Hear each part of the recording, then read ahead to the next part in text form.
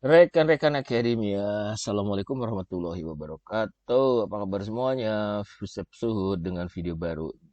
Saya sedang membuka sebuah web tentang daftar nama kecamatan di Kota Bekasi, Jawa Barat. Ada 12 ini ya, ada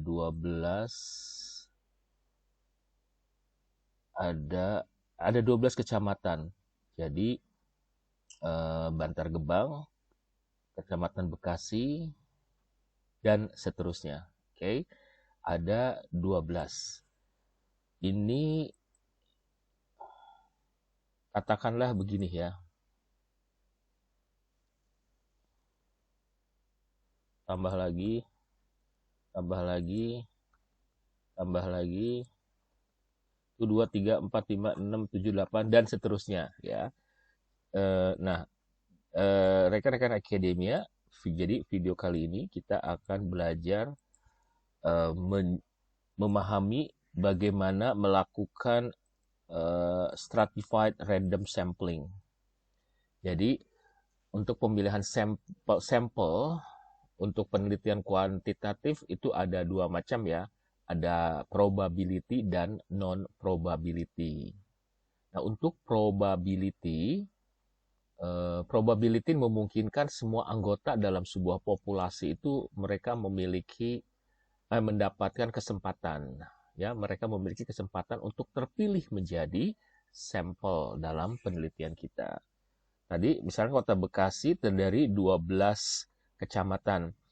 Kita tulis di apa istilahnya di seperti kita kalau mau arisan ya ibu-ibu, tulis ada 12 di kertas gitu kan, diketik terus kemudian di print. Nah, terus kita kocok. Nah, terus kita ambil berapa? Misalnya karena tadi ada 12, kita mau 50% ambilnya. Mau berapa gitu. Atau misalnya katakanlah 50%. 50% berarti ada 6 ya. Kembali lagi ke sini. Coba nama kecamatannya saya ini dulu. Ada Bantar Gebang, ada Bekasi Barat, Bekasi Selatan, Bekasi Timur, Bekasi Utara, ada Jati Sampurna, dan seterusnya. Pondok Melati, Bekasi Barat, misalkan terpilihlah 6 ya, Jati Sampurna, itu 2, 3, 4, 5, satu lagi ternyata Jati Asih.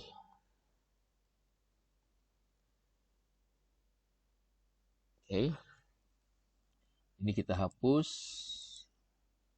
ini kita hapus. Ya, jadi terpilihlah ini, gitu kan.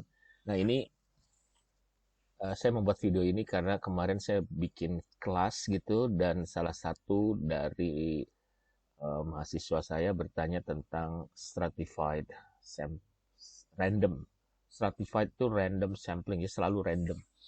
Jadi kita pilih ini, jadi random pertama adalah kecamatan. Dari kecamatan terus kemudian dipilih sekolah gitu. Jadi jumlah sekolah. Kalau tadi di sini ada jumlah desa ya.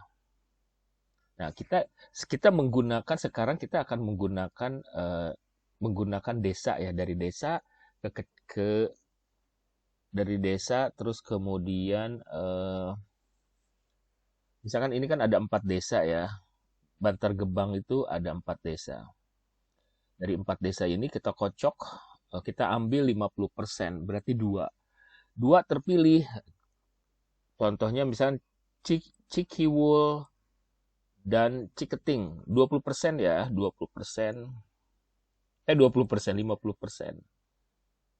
Bantar Gebang ada 2. Kita terpilih adalah Cikiwul dan Ciketing. Misalkan begitu. Terus kemudian ada lagi tadi Jati Sampurna.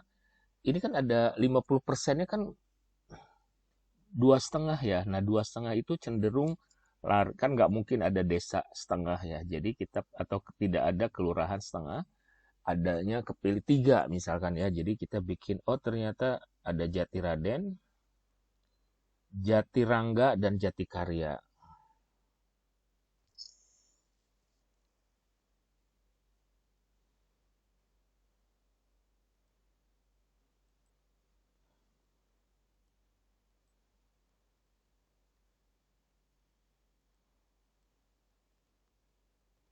Jadi kalau jumlahnya ganjil, naikkan gitu. Jadi misalkan 3,5, 3,5 berarti keempat kayak gitu. Nah terus Jati Asih, kita Jati Asih ada 1, 2, 3, 4, 5, 6. Berarti 50% ya. Kata kocok, kocok, kocok, kocok. Ternyata keluarlah Jati Kramat, Jati Mekar, dan Jati Luhur. Misalnya ya.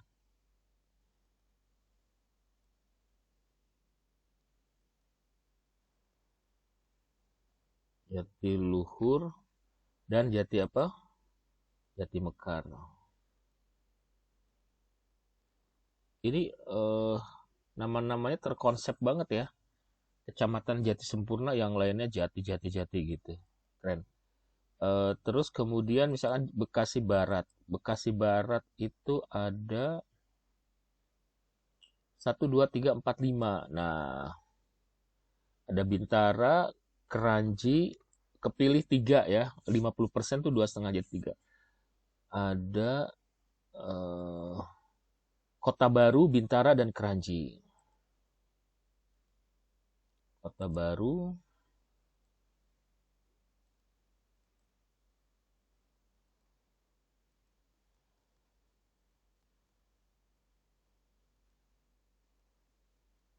Keranji. Ya, jadi kita dalam hal ini kita menggunakan persentase. Tapi bisa juga kita tidak menggunakan persentase, tapi menggunakan misalkan kita dedicated 2, 2, 2 atau 3, 3, 3 gitu. Bisa begitu ya teman-teman. Memang kalau kita ada kelebihan kekurangan, kalau persentase kan nanti komposisinya akan sama gitu. Jadi desa yang banyak kesempatannya akan lebih banyak, kecamatannya yang memiliki desa lebih banyak memiliki kesempatan yang sama, yang lebih apa istilahnya lebih fair gitu. Tapi kalau itu dipukul rata ya, misalkan 2 semua, 3 semua gitu. But anyway, it depends on you. Terus kemudian ini kembali lagi ya, ini saya lebih ke RT RW. Nah, nanti larinya ke keluarga, lebih ke kepala keluarga nanti ya. Nah, di sini Bantar Gebang. Nah, Cikiwul ini kan desa. Dia ada berapa RW? Nah, ini jumlah RW sama juga semuanya ya. Jumlah RW-nya berapa? Gitu. Caranya gimana? Kita bisa browsing atau mungkin jadi kita kayak jumlah RW di Bekasi, misalkan gitu ya. Ada nggak? Kita cek di sini.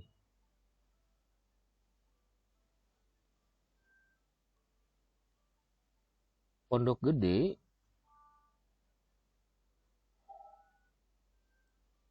RW-nya ada 78.000. Maksudnya apa ya? Jumlah RW. Jumlah RW-nya emang sebanyak itu? Ini luas. Kelurahan ada 5.000.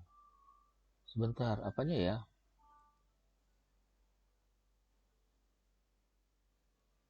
Ini jumlah RW atau jumlah apa sih? Ini luas hektarnya. Persentasenya sekian. Persentase dari Bekasi kali ya. Ini nggak tahu deh. Maksud saya adalah jumlah RW dari jumlah RW di setiap desa di Bekasi.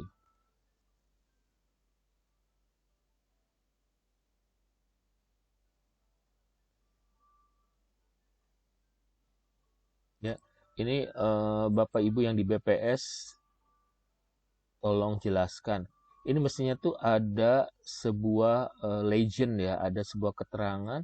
Ini luas tanah, oke, masuk akal. Persentase Ini persentase dari apa? Kemungkinan ya bisa ada keterangan di sini. Ini adalah persentase dari luas keseluruhan Bekasi. Kelurahan 2018. Ini ada, gua nggak ngerti. Kelurahan 2018. Maksudnya apa? Jumlah kelurahan.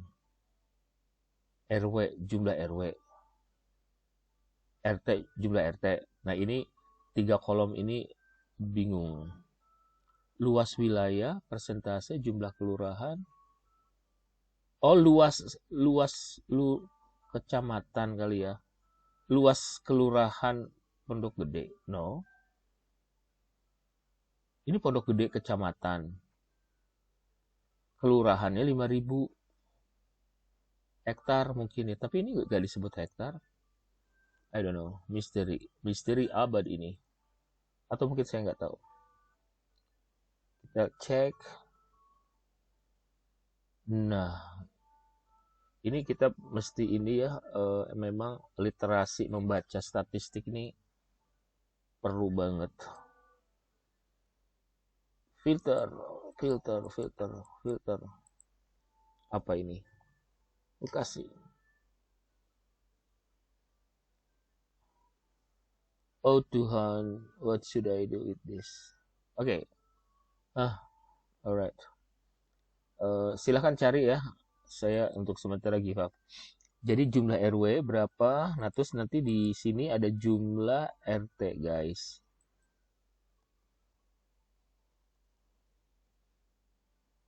Ya, jadi ini nama stratified, jadi terstrata. Ini juga sama di Cikerting ini jumlah apa istilahnya? Jumlah RW-nya berapa? Terus jumlah RT RW iniannya berapa? Gitu. Dan seterusnya, teman-teman. Nah, kemudian di sini misalkan jumlah RW-nya itu ketahuan di Cikiwul itu ada, let's say jumlah RW ada 8 ya. Misalnya ya ada 8. Dikocok 50%-nya ada 4. Berarti jumlah 4 itu, kepilihlah dari 8 itu RW 2, terus RW 7, ya di ini ya, di apa? RW 8 dan satu lagi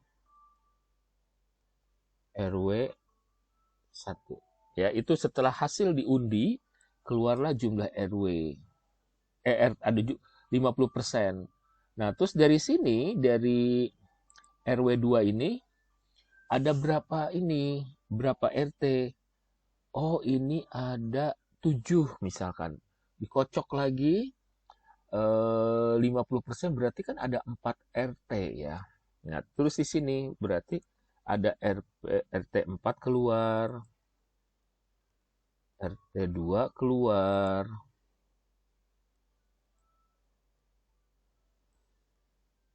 RT 1 keluar, RT berapa lagi? RT 8 keluar. Nah, di setiap RT berapa jumlah kepala keluarga yang terdaftar di RT? Katakanlah di situ ada 18, atau ya ada 18 ya. 50% dari 18 berarti berapa? Berarti 9 kan? Nah, dari 9 ini kepilih ya 9. Siapa aja 9 ini? Oh, kakak Pak Bambang misalkan ya. Ada keluarga pertama adalah Pak Bambang. Terus yang kedua ternyata ini adalah Pak Sumantri. Ini kepala keluarga cenderung biasanya cowok, tapi nggak selalu ya. Bisa saja oh ini kakak Ibu Suhermi keluar ya. Terus 9 ya tadi ya. Dari 18 jadi 9. Pak siapa? Ada lagi Pak Koko gitu. Itu 2, 3, 4. Ini kan Bapak kita tulis aja Pak Koko, Pak Sunario, kakak Pak Kutilang misalkan ya. Itu 2, 3, 4, 5, 6. Subarka. Kenapa semuanya pakai su ya? Di sini ada kakak Raden Mas Jati gitu. Itu 2, 3, 4, 5, 6, 7, 8. Satu lagi kakak misalkan Charles Siburian misalkan gitu ya.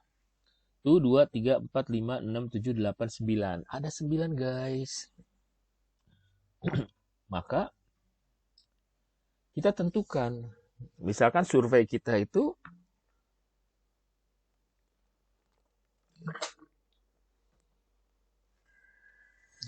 kita mau siapa gitu. Kepala keluarga belum tentu akan menjadi narasumber kita. Belum tentu dia akan menjadi responden kita. Kita menetapkan. Karena kalau kita harus nyari si Pak Bambang, bisa saja Pak Bambang itu kerjanya nggak di situ gitu. Ini tergantung kita riset kita topiknya tentang apa dan kita ingin responden kita tuh bagaimana. Nah, ternyata misalnya ya contohnya adalah tentang penggunaan gas gitu kan, tentang penggunaan gas di rumah warga. Nah, si Pak Bambang ini guys belum tentu jadi responden kita. Jadi kita menetapkan bahwa eh, responden adalah gitu. Jadi kriterianya responden adalah sebentar. Misalkan orang dewasa berusia 17 tahun atau lebih yang merupakan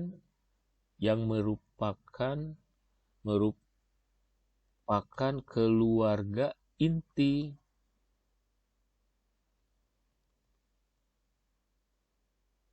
di keluarga tersebut yang berdomisili di rumah itu, yang apalagi di rumah itu. Orang dewasa berusia 17 tahun atau lebih yang merupakan keluarga inti ya, keluarga inti. Jadi keluarga inti itu bisa bapak, ibu, anak gitu. Cucu itu bukan inti ya. Jadi kalau misalnya di situ itu rumah siapa? Itu rumahnya si Bambang. Si Pak Bambang. Nah, Pak Bambang ini punya istri 1, punya anak 4. Orang dewasa berusia 17 tahun. Nah, kita tadi misalkan ada 4 anaknya yang 17 tahun ke atas tuh ada 2. Jadi Pak Bambang, Ibu Bambang, anak pertama dan anak kedua. Jika mereka kumpul semua, apakah kita akan mengambil semuanya menjadi responden gitu? Belum tentu guys. Ya kita tulis di sini utut atau lebih.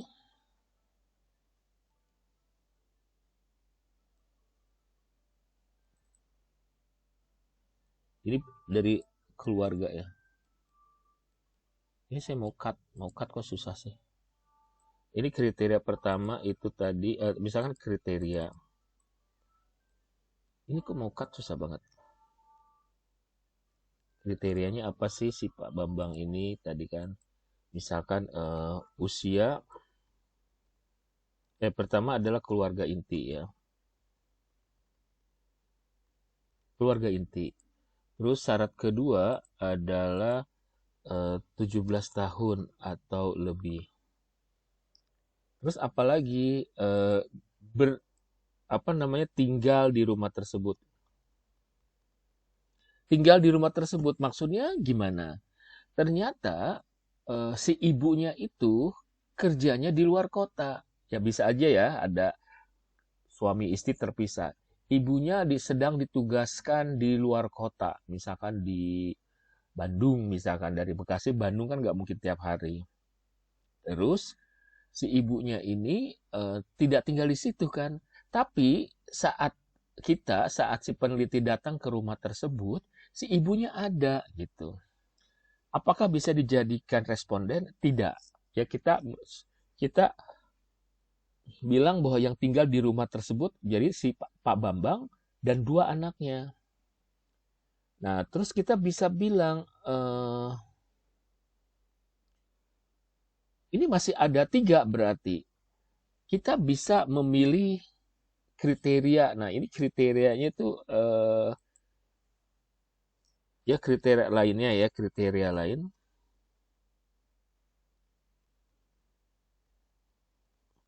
Kalau screening ini kan udah selesai nih, ini udah selesai. Misalkan kriteria kita cuma mau satu orang saja di keluarga itu gitu. Nah, berarti kriteria lainnya apa? Bisa ditulis yang lebih, misalkan yang paling tua.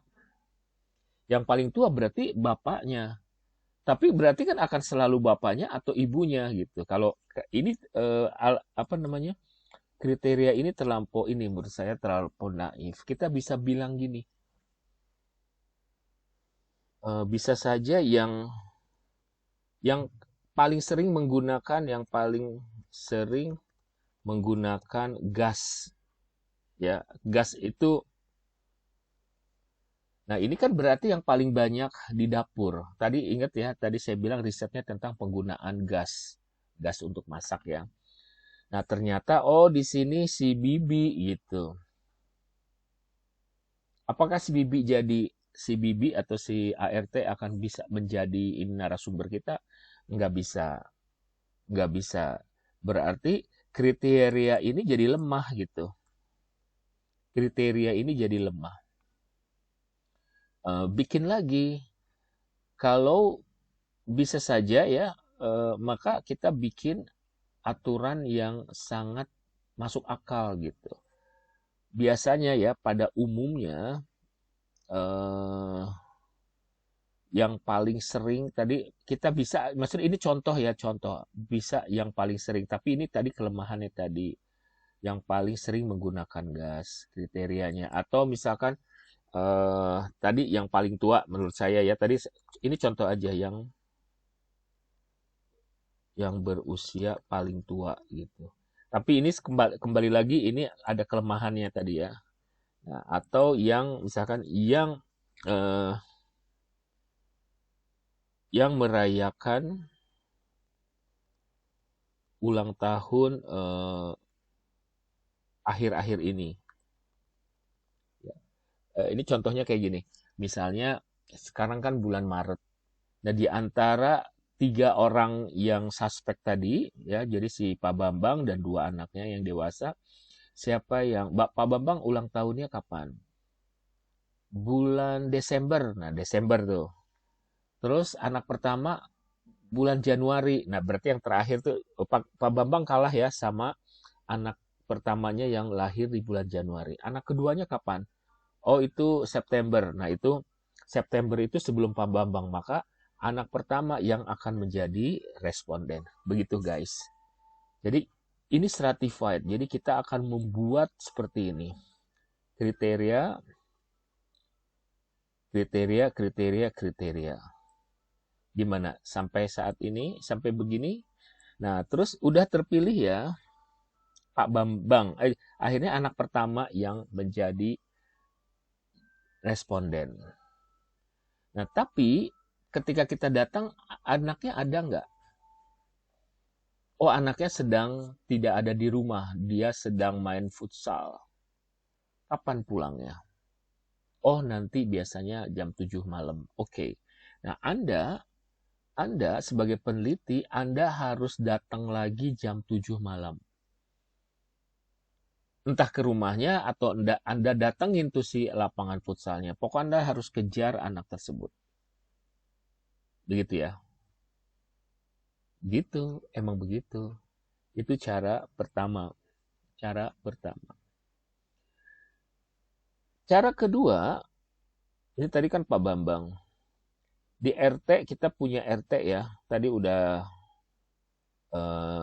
bisa sampai begini ya, ini pertama. Yang kedua yang bisa kita lakukan adalah, ini Anda ini aja, maksudnya pilih yang paling praktis, yang paling simple. Yang kedua adalah, misalkan udah ketahuan RT 4. RT 4 ada daftar namanya kan? Ada daftar namanya.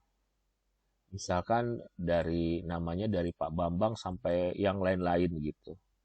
Nah, kita bisa datengin langsung rumah per rumah. Rumah dengan syarat yang tadi ya, dengan syarat yang tadi. Datang ke Pak nomor rumah nomor 1, yaitu tadi Pak Sumantri misalnya. Jadi kita misalkan ini alternatif ini nggak kita pakai, tapi kita menggunakan alternatif kedua. Jadi randomnya itu nggak sampai ke keluarga ya, nggak sampai. Jadi cukup RT, datang tuh kita ke rumah nomor 1. Rumah nomor 1 itu ternyata Pak Sumantri. Pak Sumantri, apa kabar? Saya mau Pak, yang paling sering menggunakan ini siapa gitu. Bla bla bla ya. Jadi kriterianya sama di sini. Oh, yang paling sering istri saya, tapi istri saya lagi ke pasar. Kayaknya kalau ke pasar tuh suka lama deh gitu. Oh ya udah, nanti saya datang lagi ya Pak. Saya datang lagi misalkan besok Pak ke Pak Sumantri. Saya cari ibu saya. Ibu besok jam berapa ya? Boleh nggak saya jam 8 datang, ada nggak ya? Oke. Nah, dari Pak Sumantri ke nomor 2. Nomor 2 itu, rumah nomor 2 itu adalah kos-kosan. Pemiliknya nggak tinggal di situ. Berarti bisa nggak? Ya nggak bisa. Kenapa? Karena syaratnya kan harus tinggal di situ. Nomor 2 kita kosongin. Rumah nomor 3, atau bukan rumah nomor 3, tapi daftar nomor 3. Nomor 3 itu siapa? Oh, kosong, rumahnya kosong. Lagi direnovasi, orang-orangnya lagi pada nggak di situ. Di mana gitu? Di mana? Oh, di RT sebelah tinggalnya. Datengin. Jika jaraknya memungkinkan, datengin. Tapi oh, dia lagi rumahnya direnovasi, terus dia pindah untuk sementara di kecamatan yang berbeda.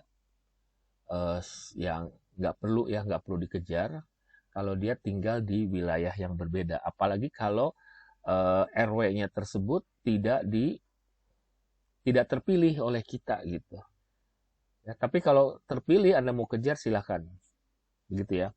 Nah, terus begitu terus sampai satu RT itu kita datengin semua. Ya, menurut Anda mana yang paling simple, mana yang paling memudahkan? Jadi begitu rekan-rekan akademia tentang stratified sampling method. Semoga membantu, sampai ketemu lagi.